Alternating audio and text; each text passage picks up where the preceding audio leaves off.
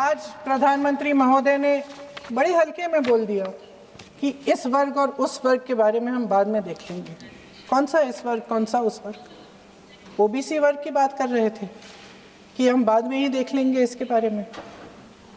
ये हल्के में नहीं लेना चाहिए अध्यक्ष महोदय, ये बहुत बड़ी संख्या है, एक पूरे वर्ग का परिश्रम है, एक पूरे वर्ग का संघर्ष है।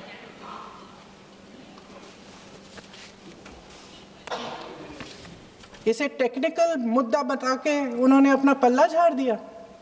हम इनकी मांग कर रहे हैं, हम इनकी ज़रूरतों को आगे कर रहे हैं, हम कह रहे हैं कि इनको भी अपना हक मिलना चाहिए, और प्रधानमंत्री जी ने उसको एक टेक्निकल मुद्दा बता दिया।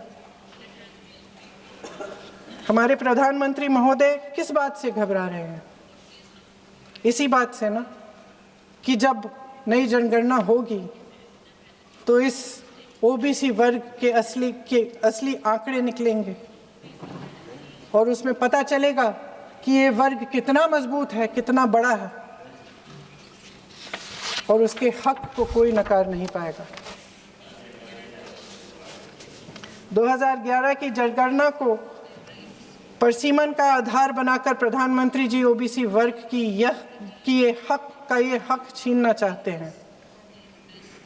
उनके साथ एक बहुत बड़ा अन्याय करने जा रहे हैं।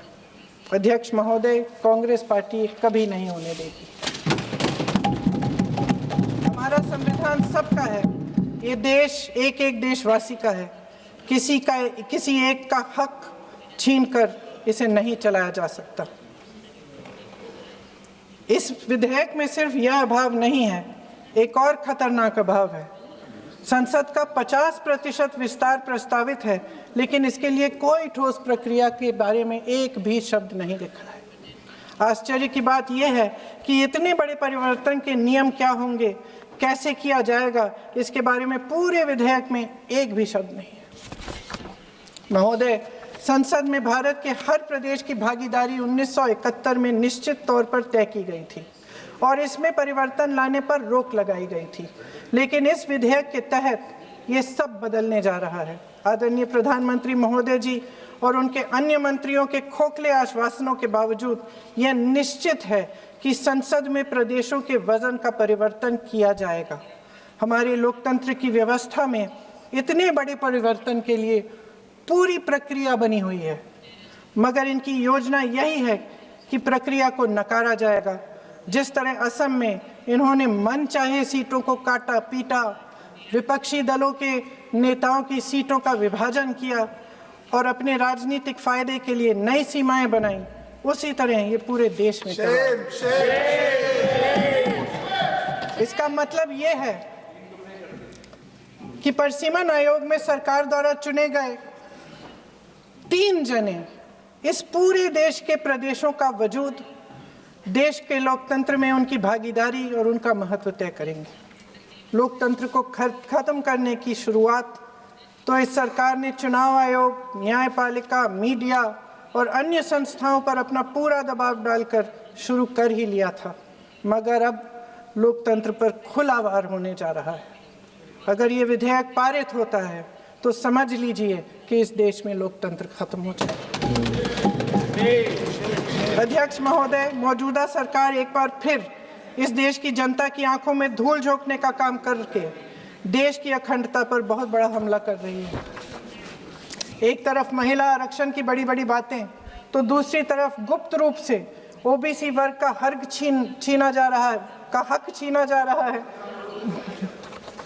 और कुछ प्रदेशों की ताकत कम करके लोकतंत्र की धज्जियां उड़ाकर अगले चुनाव के लिए अपनी पार्टी की मजबूती का ढांचा बनाया जा रहा है। हंस रहे हैं गृह मंत्री जी, हंस रहे हैं। पूरी योजना बना रखी है। चाणक्य आज अगर जिंदा होते तो वो भी चौंक जाते आपकी राजनीतिक कुटिलता पे।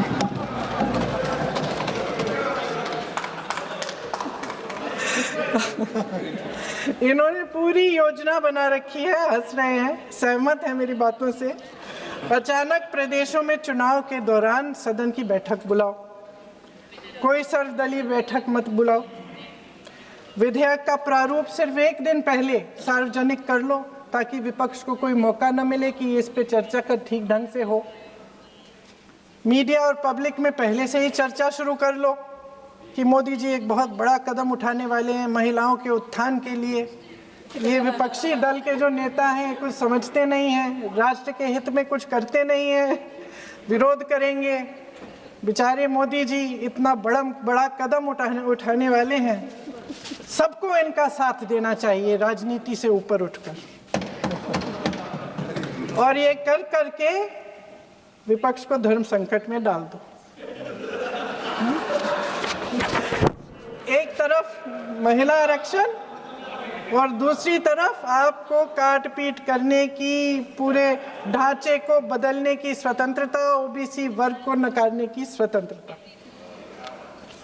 अध्यक्ष महोदय, राजनीति में कुटिल होना अपनी जगह है, शायद हमें और थोड़ा होना भी चाहिए इस तरफ वालों को, लेकिन सत्ता बनाए रखने की महत्वाकांक्षाओं को परे करके देश के हित के लिए सही निर्णय लेना अलग है।